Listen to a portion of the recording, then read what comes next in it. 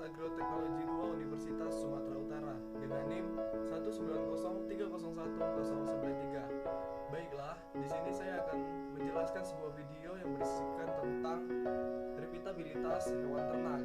Keep watching on my. Baiklah, langsung saja kita bahas tentang repitabilitas ini.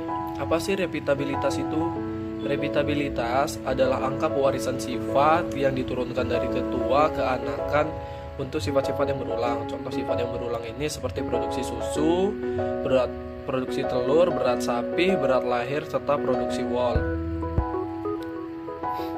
Repitabilitas juga bisa diartikan sebagai kemampuan hewan ternak untuk mengulang produksi selama masa hidupnya. Repitabilitas juga dapat diinterpretasikan sebagai hubungan antara catatan-catatan yang berulang. Contohnya hubungan antara produksi susu pertama dengan produksi susu yang berikutnya.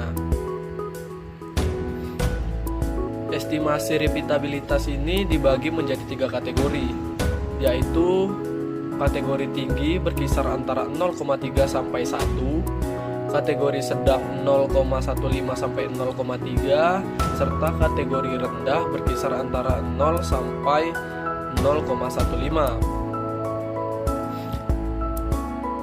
Estimasi nilai repitabilitas ini hanya mendekati 0 atau 1.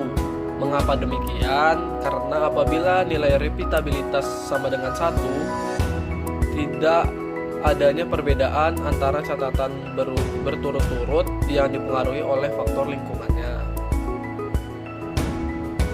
Kemudian apabila nilai repitabilitasnya sama dengan 0, maka akan menunjukkan tidak adanya hubungan antara produksi pertama dengan produksi selanjutnya.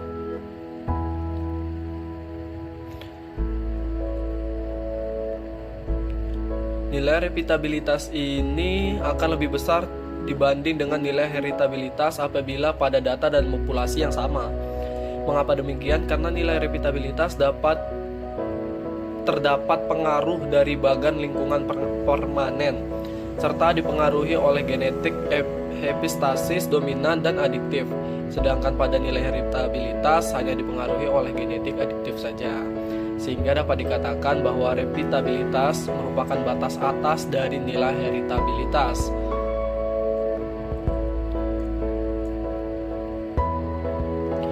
Mengenai ragam lingkungan ini terbagi menjadi 2 macam, yaitu ragam lingkungan permanen dan ragam lingkungan temporer. Nah, ragam lingkungan permanen merupakan pengaruh lingkungan yang bukan bersifat genetik tapi dapat mempengaruhi produksi ternak selama hidupnya dalam waktu yang panjang. Kemudian, ragam lingkungan temporer merupakan pengaruh lingkungan yang mempengaruhi satu pengukuran saja dalam kurun waktu tertentu dan tidak mempengaruhi pengukuran lainnya. Estimasi repitabilitas dapat dilakukan dengan memenuhi beberapa syarat. Yang pertama, jumlah data yang digunakan minimal 2. Kemudian data harus berimbang. Contohnya, apabila digunakan 10 ternak sapi di data pertama, maka di data kedua juga harus menggunakan 10 ternak. Kemudian data harus berurutan. Contohnya, jika digunakan data pada tahun 2016 di data pertama, maka data kedua harus menggunakan tahun berikutnya, yaitu 2017. Kemudian, untuk melakukan estimasi repitabilitas ini terdapat 2 metode pendugaan, yaitu korelasi antar kelas digunakan apabila menggunakan 2 data saja, sedangkan korelasi dalam kelas digunakan apabila menggunakan lebih dari 2 data.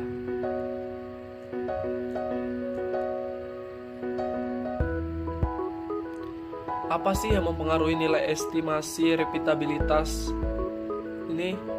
Yang pertama yaitu lokasi, karena adanya faktor lingkungan. Kemudian ada populasi. Setiap populasi ini memiliki sifat yang unik dan berbeda. Kemudian waktu, kembali lagi kepada faktor lingkungan. Kemudian metode untuk estimasi dan jumlah catatan produksi yang terpakai. Nah, dari tadi kan kita membahas tentang repitabilitas nih. Jadi apa sih sebenarnya manfaat dan kegunaan repitabilitas ini?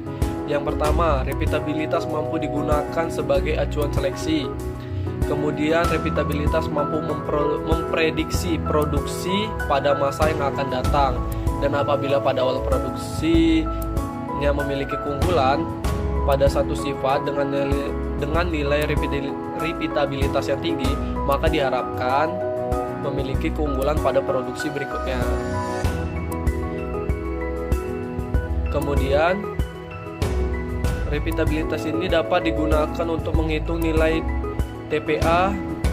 Nilai MPPA dapat digunakan sebagai seleksi.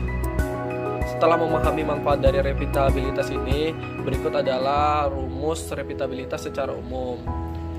Baiklah, sekian penjelasan repitabilitas dari saya. Apabila ada penyampaian kata yang kurang jelas, saya mohon maaf. Wassalamualaikum warahmatullahi wabarakatuh.